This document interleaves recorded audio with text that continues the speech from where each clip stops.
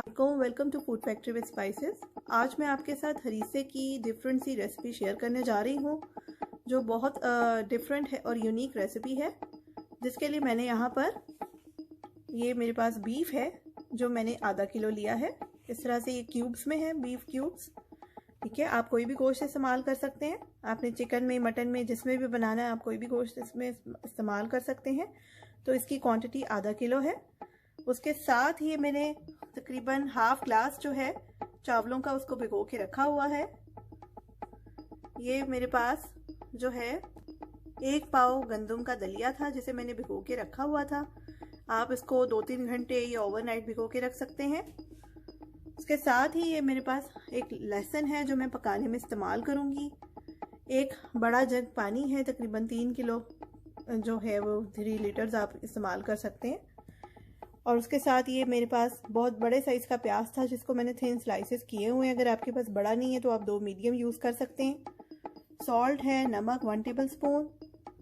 ये मेरे पास जावित्री पाउडर है जो मैं 1/4 टीस्पून इस्तेमाल करूँगी। हाफ टी स्पून ये जायफल पाउडर है और 2 टेबल स्पून सूखा धनिया।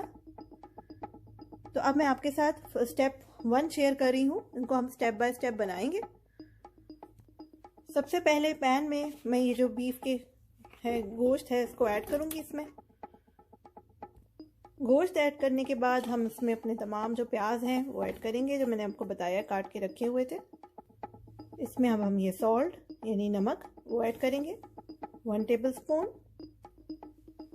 जावित्री पाउडर 1/4 टीस्पून। जायफल पाउडर हाफ। बीफ क्यूब्स, जायफल, जावित्री और प्याज ऐड करने के बाद, नमक ऐड करने के बाद ये मेरे पास गार्लिक है, पूरा लहसुन जो एक होती है पोथी वो मैंने इस तरह से काट के रखी हुई है वो ऐड करेंगे इसमें। और यहाँ पर हम 3 किलो पानी डाल के इसको पकाने के लिए रख देंगे। 3 किलो पानी ऐड करने के बाद अब मैं इसको कवर कर दूंगी। इस तरह से मैंने इसको कवर कर दिया है और हाई फ्लेम पे अब मैं इसको पकाऊंगी। इतना पकाऊंगी कि गोश्त गल जाए। तकरीबन 2 घंटे पकने के बाद अब मैं ये हटा के ढक्कन देख रही हूँ तो गोश्त जो है वो हमारा गल चुका है और इस गोश्त को हम इसमें से निकाल लेंगे। गोश्त मैंने उसमें से निकाल के रख लिया है अलग से और इसके हम छोटे छोटे रेशे कर लेंगे। दूसरी तरफ इसी पानी में ये गंदम का दलिया है जो 1 पाव मैं इस्तेमाल करूंगी, जिसको मैंने 2 से 3 घंटे या ओवरनाइट आप भिगो सकते हैं, भिगो के रखा हुआ था मैंने 2 से 3 घंटे। और अब मैं इसको ऐड करूंगी। गंदम का दलिया ऐड करने के बाद ये हमारे पास आध पाव यानी कि आधा ग्लास राइस थे, चावल, जिनको मैंने भिगो के रखा हुआ था आधे घंटे के लिए। और अब मैं इसमें ये भी ऐड करूंगी साथ ही। इस तरह से मैं अपने चावल जो है वो इसमें ऐड कर रही हूँ। चावल और ये दलिया ऐड करने के बाद अब हम इसमें सूखा धनिया ऐड करेंगे। सूखा धनिया मैं इसमें डालूंगी। इसको अच्छी तरह से हमने मिक्स करना है और अपनी चूल्हे की आंच आप तेज़ कर दें। फुल फ्लेम पे हम इसको पकाएंगे। शुरू में जब फुल फ्लेम पे पकाएंगे उबाला आएगा तो अपनी आंच हम मीडियम कर देंगे। इसके साथ ही इसमें मैं पानी ऐड कर रही हूँ। तकरीबन इतना पानी मैंने ऐड कर दिया कि पतीला जो है वो यहाँ तक भर गया है। कवर करके पकाएं। अब सेकंड स्टेप आ जाता है कबाबों का, जिसके लिए मैंने यहाँ पर आधा किलो बीफ का कीमा इस्तेमाल किया है। आप किसी भी कीमे में इसको बना सकते हैं, चिकन, हरीसा, मटन, बीफ कोई भी हो तो आप इसी रेसिपी से बना सकते हैं, बहुत अच्छा बनता है। तो ये आधा किलो कीमा मैंने लेने के बाद अब इसमें 1 टेबल स्पून ये मेरे पास नमक है जो मैं इसमें ऐड कर रही हूँ। उसके साथ ही ये मैंने हरी मिर्चें थी, कोई मेरे पास 6 से 8 हरी मिर्चें थी जिनको मैंने छोटे टुकड़े अदरक के साथ पेस्ट बना के रखा हुआ था, वो मैं इसमें ऐड करूँगी। आमतौर पे ये कीमे में नमक जो है वो डाल के लोग बनाते हैं, तो मैं इसमें ये एडिशनल अपने इंग्रेडिएंट्स ऐड कर रही हूँ जिससे आपके कबाब बहुत मज़ेदार बनेंगे। अच्छी तरह मिक्स कीजिए। अच्छी तरह से मिक्स मैंने इसको कर लिया है। और उसके साथ ही मैं इस हरीसे की यूनिकनेस आपको बताती चलूँ। यहाँ एक पैन में मैंने पानी गर्म होने के लिए रखा हुआ था। जब ये पानी खोलेगा तो मैं इसमें ये कबाब बना के थोड़ा सा पकाऊंगी, हल्का सा मैं इसको पकाऊंगी। उसकी रीज़न ये है कि आप जब इसको बाद में फ्राई करेंगे तो ये टूटेंगे नहीं, इस तरह से ये कबाब जुड़ जाएंगे और आप ऐसे कबाब बना के आराम से स्टोर भी कर सकते हैं।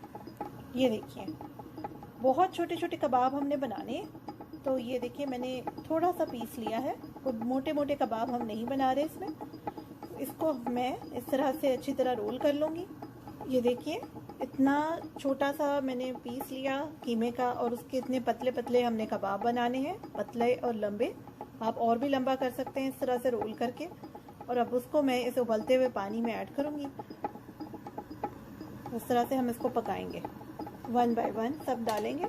इस तरह से 1 बाय 1 मैं इसमें ऐड करूँगी। आप इससे भी पतला कबाब बना सकते हैं और छोटा लेंगे पीस। और देखिए इस तरह से मैं इनको तकरीबन 10 मिनट मैंने इनको पकाया, तो ये कितने जुड़ गए हैं ना और कितने अच्छे लग रहे हैं। तो अब आप इसको निकाल लें, इस तरह से मैं इसको निकाल लूँगी।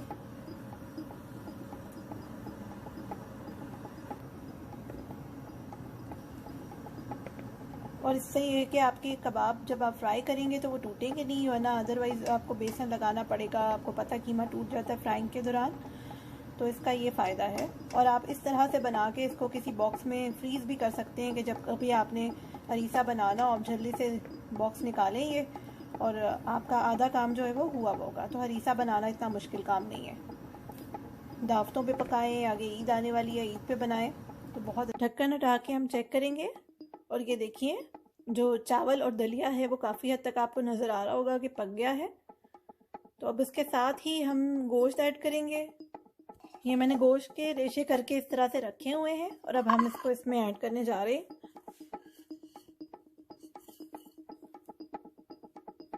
अब इसको मिक्स कीजिए और तकरीबन हम इसको 10 मिनट पकाएंगे इसी तरह। पानी कम लगे तो आप पानी ऐड कर सकते हैं। उसके बाद फिर हम अपने जो स्पाइसेस हैं वो इसमें ऐड करेंगे। पहले 10 मिनट कुक करके इसको हम घोटा लगाएंगे। मैं हैंड ब्लेंडर का इस्तेमाल करूँगी, उससे ही बहुत अच्छी इसकी हो जाती है जो लुक है। हैंड ब्लेंडर की मदद से मैं इसको घोटूंगी।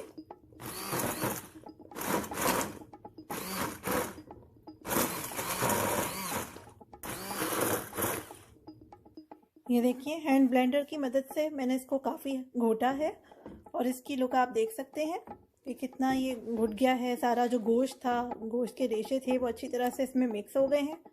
और इस तरह से मैं इसमें चम्मच चला रही हूँ। तो अब आगे हम अपने मसाले इसमें ऐड करेंगे। नमक हम इसको पकाते हुए हमने इसमें ऐड किया हुआ था, लेकिन आप अपनी मर्ज़ी के हिसाब से चेक करके इसमें और डाल सकते हैं। तो मैं 1 टीस्पून इसमें डाल रही हूँ नमक।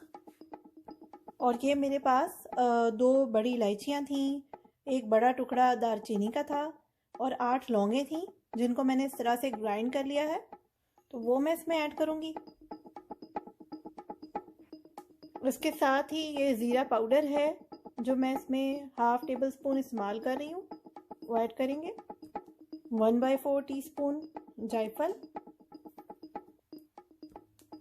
1/4 टीस्पून जावित्री पाउडर्ड फॉर्म में मैं इसमें ऐड कर रही हूँ।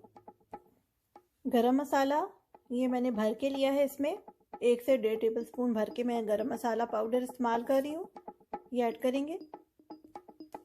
काली मिर्चें 1 टीस्पून भर के इस्तेमाल करेंगे। सब चीज़ों को अच्छी तरह से मिक्स करें।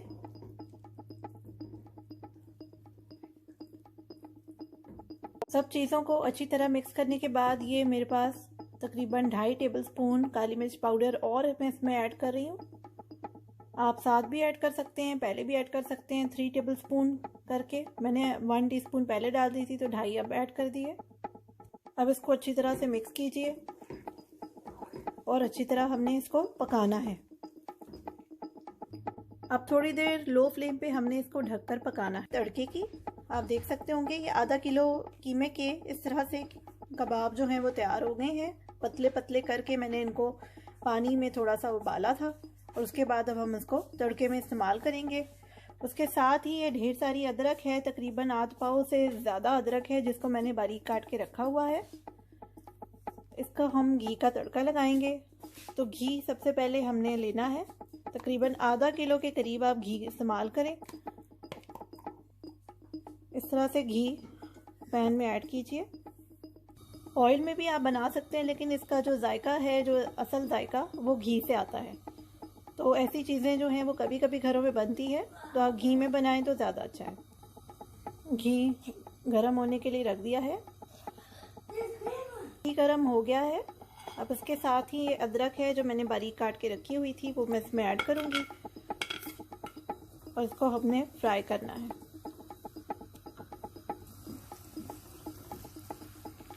ہلکا سا فرائی کرنا ہے، ذرا سا کلر چینج ہونے لگے گا تو وہاں ہم اپنے جو کباب ہیں وہ ایڈ کریں گے۔ یہ ادرک ہماری اس میں فرائی ہو رہی ہے۔ تھوڑا سا چمچ چلائیے تاکہ ادرک جو ہے وہ لگے نہ۔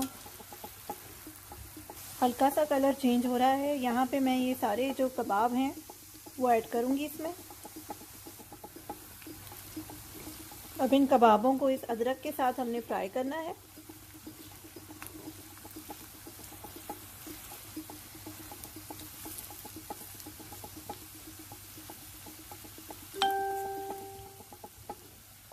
ساتھ ہی یہ تقریباً 1 ٹی اسپون کے قریب پسا ہوا گرم مسالہ ہے جو میں اس میں ایڈ کروں گی تڑکے کے دوران ہی۔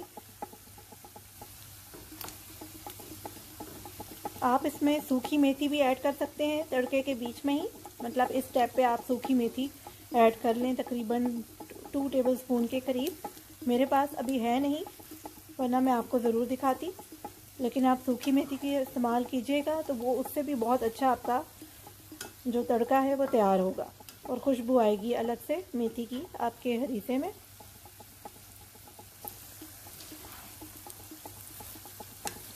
ساتھ ساتھ چمچ چلاتے رہیں تاکہ ہر طرف سے ایک جیسا فرائی ہو۔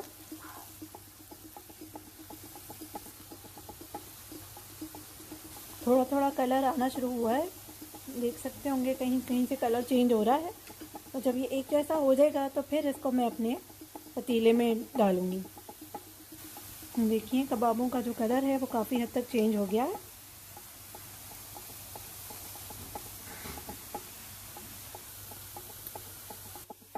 یہاں یہ والا جو دلیے کا جو مسالہ تھا ہم نے اس میں ایڈ کیا تھا اور پکایا تھا، یہ بھی ہمارا تیار ہو گیا ہے۔ اب اس پہ ہم اپنا تڑکا جو ہے وہ ڈالیں گے، تو یہ اب اس میں ایڈ کرنا ہے۔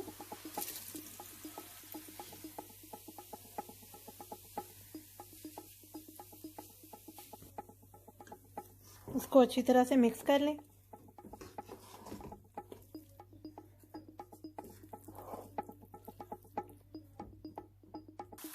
یہاں اوپر سے تھوڑا سا پیاز کا تڑکا بھی لگائیں گے۔ اسی طرح گھی گرم کیا اور میں نے ایک پیاز کاٹ کے ایڈ کر دی ہے، اور اب اس کو میں نے براؤن کرنا ہے۔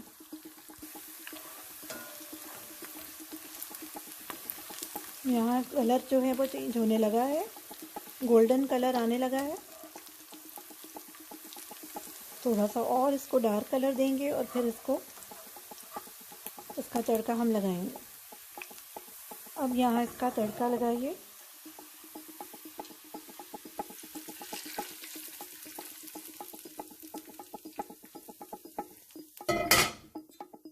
اور یہ ہمارا مزیدار ہریسہ تیار ہو چکا ہے۔ ڈیفرنٹ ریسیپی سے ضرور ٹرائی کیجیے۔ آئی ہوپ آپ کو اچھا لگے گا، اور فیڈ بیک دیجیے۔ دعاؤں میں یاد رکھیے۔ اللہ حافظ۔